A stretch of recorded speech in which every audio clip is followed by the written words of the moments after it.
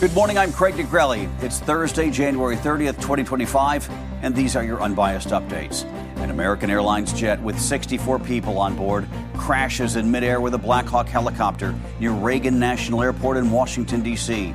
Both aircraft wind up plunging into the Potomac River. This morning, the massive search for survivors as well as bodies. And from 15 prisoners to tens of thousands, President Trump's plan to use Guantánamo Bay naval base in Cuba as a detention facility for what he says are the worst criminals rounded up in the ongoing immigration sweeps.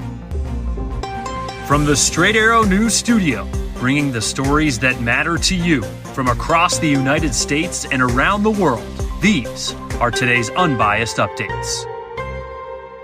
We begin with breaking news. A massive search and rescue operation is underway right now near Washington, D.C. after an American Airlines passenger jet collided with an Army Black Hawk helicopter in midair while the plane was getting ready to land at Reagan National Airport late last night.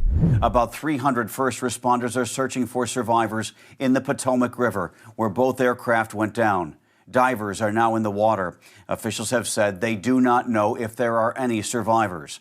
Authorities have confirmed fatalities. NBC News is reporting this morning that searchers have recovered more than 12 bodies. However, authorities have not released an official number at this point. There were 60 passengers and 4 crew members on board the American Airlines jet flying to Reagan National from Wichita, Kansas. It was Flight 5342 that was slated to land at the airport around 9 p.m. The Army has confirmed 3 soldiers were on board the Black Hawk helicopter, which was on a training flight. It is not yet clear what caused the midair crash, but Defense Secretary Pete Hegseth said the Army and Pentagon have launched an investigation. President Donald Trump has been briefed on the crash and in a post on his Truth Social platform said this: "This is a bad situation that looks like it should have been prevented." U.S. Figure Skating, which oversees the sport nationwide, confirms several athletes, coaches, and their families who had been at a development camp in Wichita were on the American Airlines flight. Just last weekend, the U.S. National Championships took place at Intrust Bank Arena in Wichita. The nationally televised event ended on Sunday. Kansas Senators Jerry Moran and Roger Marshall joined Washington, D.C. officials at Reagan National early this morning, where they spoke about the tragedy. I know that flight. I've flown it many times myself. I lobbied American Airlines to begin having a direct nonstop flight service to DCA in Kansas and in Wichita in particular. We're going to know people who are on this flight, know their family members, know somebody. So this is a very personal circumstance as well as an official response. You know, when one person dies, it's a tragedy, but when many, many, many people die, it's an unbearable sorrow. It's a heartbreak beyond measure. I want the folks to back home to just know that we care, that we love them, and that this is a time when we'll have to join arms together. The American Airlines CEO also released a statement expressing, quote, deep sorrow over the crash and saying the company is cooperating fully with the investigation. Reagan National Airport is closed this morning. Airport officials say it will stay that way until at least 11 a.m. Eastern Time. Search and rescue efforts continue, but extremely cold and windy conditions are making things difficult. Authorities are planning to speak at a press conference later this morning where they will likely give more details on the crash. Turning now to the Middle East, where Hamas has begun the process of freeing more hostages today. The terror group will release 3 more Israeli hostages and 5 Thai captives today, the third such release since a ceasefire went into effect in Gaza earlier this month. Israel is set to release another 110 Palestinian prisoners. Already today, Israel has confirmed Hamas has released 20-year-old female Israeli soldier Agam Berger. Berger was among 5 young women soldiers that Hamas abducted in its terror attack on Israel in October of 2023 that touched off a wide-scale war in the Middle East. The Jerusalem Post is quoting Berger's family this morning as saying, "Our hero has returned to us after 482 days in enemy hands." The other 4 were released on Saturday. 2 more Israelis are set to be released today, 29-year-old Arbel Yahoud and 80-year-old Gadi Moses. Another 3 hostages, all men, are set to be freed Saturday, along with dozens more Palestinian prisoners. This is just the first phase of the ceasefire, in which Hamas is set to release a total of 33 Israeli hostages in exchange for nearly 2,000 Palestinian prisoners. Hamas says it will not release the remaining hostages without an end to the war and a full Israeli withdrawal from Gaza. Here in the United States, confirmation hearings continue for President Trump's picks to fill key spots in his cabinet. Today, his selection for FBI Director Kash Patel will be on Capitol Hill for a high-stakes confirmation hearing before the Senate Judiciary Committee.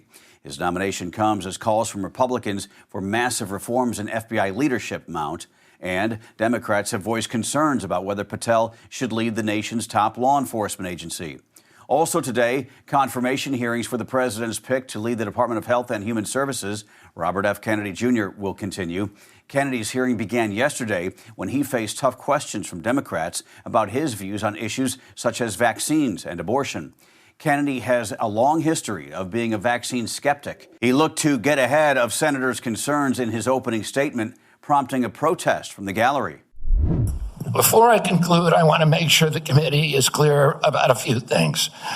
News reports have claimed that I'm anti-vaccine or anti-industry. I am neither. I am pro-safety.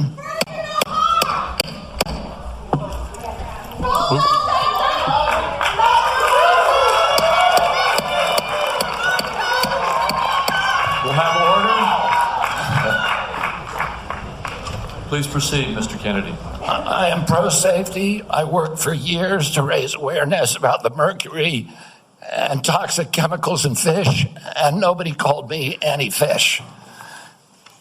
And I believe that that vaccines play a critical role in healthcare. Kennedy also cleared up his position on abortion.